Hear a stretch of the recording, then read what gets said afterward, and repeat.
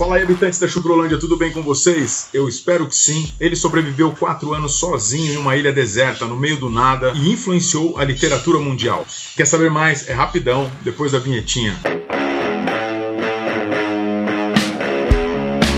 Se você ainda não é inscrito no canal, se inscreva, ative o sininho de notificação, deixa aquele like e compartilhe esses vídeos se você acha interessante, que as pessoas do seu convívio possam gostar. Também não esqueça de dar uma passadinha no nosso site acavenaires.com, onde nós temos os nossos produtos em couro e as nossas facas, e também nós temos um grande apoiador do canal, que é a Wolf Attack. Qualquer produto mesmo que você comprar lá usando o nosso cupom MUNDOAKV, você ganha 5% de desconto e ainda ajuda muito o canal, certo? Esse vídeo é um oferecimento da marca Wolf Attack, que é uma marca masculina que desenvolve equipamentos robustos, resistentes e funcionais. Utilize o cupom MUNDOAKV para ganhar 5% de desconto e com isso você também estará ajudando o canal. Acesse o site wolfattack.com.br. Valeu! Tem um amigão nosso aqui do mundo do sobrevivencialismo chamado Sheepdog Sobrevivência. Esse é o perfil dele no Insta. Aqui no YouTube ele tem um canal chamado Projeto Sobreviva. Muito interessante, o cara é fera demais, manja tudo de sobrevivência na selva. Eu recomendo que você se inscreva também nas redes dele, inclusive aqui no YouTube. Esses dias ele lançou uma questão, um inscrito perguntou para ele, eu achei muito interessante. Qual a diferença entre sobrevivente e sobrevivencialista? E ele deu uma resposta muito correta, muito bacana, que é justamente o seguinte: um sobrevivente, ele meio que não pede para isso acontecer, ele tem que sobreviver de qualquer forma. Cai um avião, afunda um navio, ou você se perde na selva, um carro capota num precipício, você sobrevive e você tem que dar um jeito de sair dali de qualquer forma. Um sobrevivencialista, ele já se antecipou a todos esses problemas em algum momento e ele tem algum plano de contingência para esses acontecimentos. Nós sobrevivencialistas somos isso. E aí o que eu vou fazer hoje aqui é contar a história de um sobrevivente que inspirou muito a literatura mundial. Talvez as pessoas nem conheçam, nunca tenham ouvido falar desse cara, mas a história dele influencia até hoje, inclusive no cinema, e por consequência a gente até pode ser inspirado por isso, pela história do cara, e nem sabe. Vamos lá. Existe uma expressão em inglês chamada Robsonade, quando se trata de um gênero de ficção que envolve naufrágios, por exemplo. Pessoas abandonadas em ilhas, eles chamam de, isso é um Robsonade. Tipo, o filme Náufrago do Tom Hanks é um exemplo de Robsonade. Esse gênero foi criado por conta de uma única história que um cara chamado Daniel Defoe criou, que é o Conto do Robson Crusoe, que é um clássico da literatura inglesa. Este livro foi publicado pela primeira vez há 300 anos e foi apontado por especialistas como o primeiro romance da literatura inglesa. E o lançamento desse livro causou a maior confusão na época, porque ele continha no título as palavras "escrito por ele mesmo", o que levava as pessoas a acharem que um náufrago havia escrito aquilo e que aquilo era uma história verídica. Uma baita jogada do pilantrinha do escritor aí Daniel Defoe. Portanto, essa obra era uma obra de ficção se passando por relatos de um sobrevivente real. Bom, e essa incrível história contada lá no Robson Crusoe foi influenciada pela história real de um cara chamado Alexander Selkirk, que nasceu em 1676 num lugar chamado Lower Largo, sendo o caçula de 7 irmãos, e desde criança ele sempre foi indomável, rebelde, insubordinável, era um cara que era treta pura. Ele causou algum tipo de problema na igreja local deles ali, de Lower Largo, que ele foi obrigado a sumir dali, para não enfrentar a justiça, porque a igreja tinha meio que papel de polícia nessa época. Ele teve que fugir dali por conta de alguma coisa que ele fez dentro da igreja, que é descrito na história como conduta indecente dentro da igreja. O maluco era problemático, cara. Então ele saiu dali, ele acabou virando um marinheiro, e um marinheiro muito bom, por sinal. Ele era muito bom em artes marítimas, né, em sobreviver no mar e tudo. Ele, enquanto jovem, subiu num navio, desapareceu, voltou 8 anos depois. No primeiro dia que ele tava ali, ele já arrumou uma encrenca com o irmão dele parece que tentou passar ele pra trás, e ele moeu esse irmão na porrada, daí ele pegou o segundo, o irmão, ele também moeu, daí veio o pai, ele sentou o bambu, daí ele foi pra cima da cunhada. O cara não tinha jeito, ele não sabia mais viver em sociedade, e teve que voltar pro mar fugido novamente, é claro. O maluco era totalmente sem freio. Como eram tempos de escassez, e na sua cidade também não haviam oportunidades, ele acabou conhecendo um sistema, chamava sistema de corsários, né? Que basicamente era uma pirataria legalizada. A coroa inglesa contratava esses caras para pilharem outros navios, outros países, e assim os caras criaram uma riqueza imensa,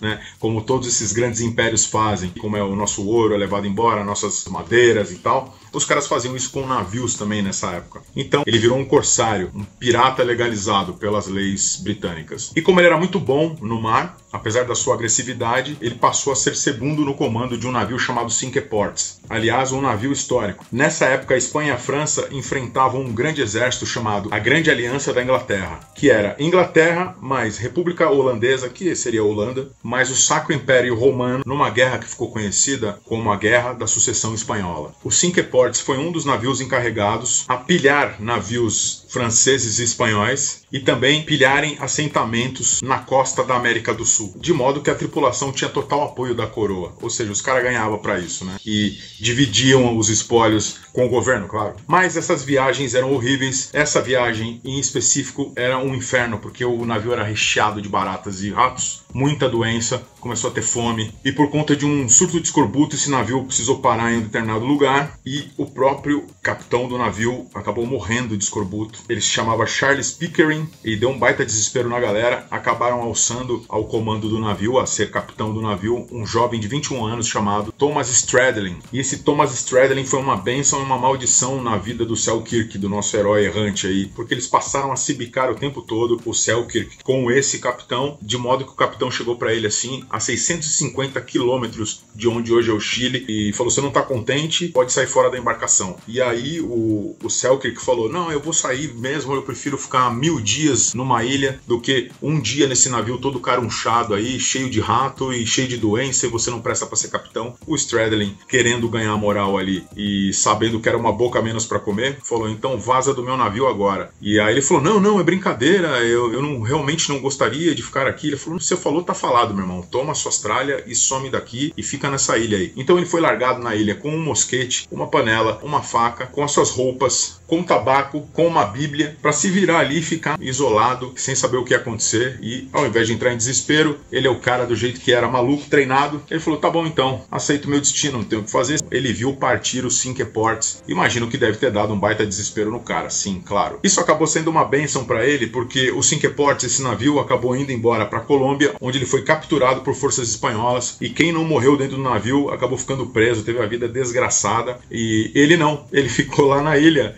com os suprimentos, sem saber de nada disso que tinha acontecido, né? Enquanto ele ficava ali na praia esperando, talvez para que o Cinque Ports voltasse ou passasse algum navio, a vida dele foi ficando muito ruim. Ele não conseguia mais pescar, não conseguia mais adquirir as lagostas, começou a ficar muito escassa, e ele começou então a aceitar a ideia de que ele não seria resgatado, e ele pensou: vou adentrar pro centro da ilha, que ali eu tenho mais chances. Ali ele construiu uma cabana, na verdade 2 cabanas, né? Uma que era dormitório e a outra que era uma espécie de cozinha primitiva, só para cozinhar. Isso é muito interessante, que eu lembro que no Robinson Crusoe é assim, é dividido. Tem um lugar que ele dorme e tem um lugar que ele cozinha. Pra você ver que foi plágio mesmo essa história aí. E ali ele começou a prosperar, porque navios anteriores, de anos anteriores, tinham largado cabras naquela ilha, e as cabras proliferaram, né? Elas começaram a se procriar, e ele se beneficiou muito disso, porque ele tinha um mosquete, ele tinha faca, ele tinha conhecimento. Então ele passou bem. Ele também pescava de vez em quando, e ele também conhecia muitos legumes, muitas verduras daquela região, porque nessa época você tinha que ser extremamente preparado para você subir no navio ou cuidando da sua colheita. Nessa época você tinha que ser safo nessas coisas, né? Era sobrevivência empírica mesmo. Em determinado momento ele teve um pouco de medo, principalmente quando o navio espanhol aportou ali na ilha e enxergou ele, e vieram tentar caçar, só que ele deu um balão nos caras, porque ele já era praticamente um nativo, corria pra caramba, já estava há pelo menos 2-3 anos ali, conhecia a ilha como a palma da sua mão, conseguiu escapar. Ele falou: vou ficar no meu cantinho aqui, porque se eu ficar tentando achar navio que venha me resgatar, eu posso acabar morrendo na mão de algum desses caras. E uma coisa muito curiosa também é que as roupas dele começaram a puir, começaram a rasgar, né, tecido. Ele era filho de um coreiro, então ele manjava muito de curtição de couro. Ele havia pego um prego do navio que se soltou lá. Ele pegou esse prego enquanto ele estava dentro do navio, colocou num bolso lá qualquer e esqueceu. Esse prego foi de extrema importância para ele, porque ele começou a costurar roupas. Como ele já manjava de curtição de couro, como ele havia aprendido com o pai, ele confeccionou suas próprias roupas. Então ele tinha roupas roupas perfeitas, feitas em couro, porque ele tinha um pedaço de prego ali com ele. E o conhecimento, é claro. E a história conta que o Selkirk, ele foi se aperfeiçoando de tal forma que eu acho que até o filme Náufrago mostra isso muito bem, quando o Tom Hanks, ele acaba adquirindo uma resiliência tão grande que nada mais importa pro cara. Só importa sobreviver. É o famoso tô ligando pra mais nada. Você vê no filme do Náufrago, é muito legal porque tem uma cena assim que você só vê a lança pegando no peixe pra ele se tornar habitual, pescar um baita de um peixão e, enfim, ter essas habilidades. Parece que o Selkirk estava nesse patamar de vida quando ele foi resgatado. Chegou lá um navio grande também, um outro corsário, um navio chamado The Duke, pertencente a um corsário inglês chamado Wood Rogers, ancorou no mar ali, ancorou na ilha e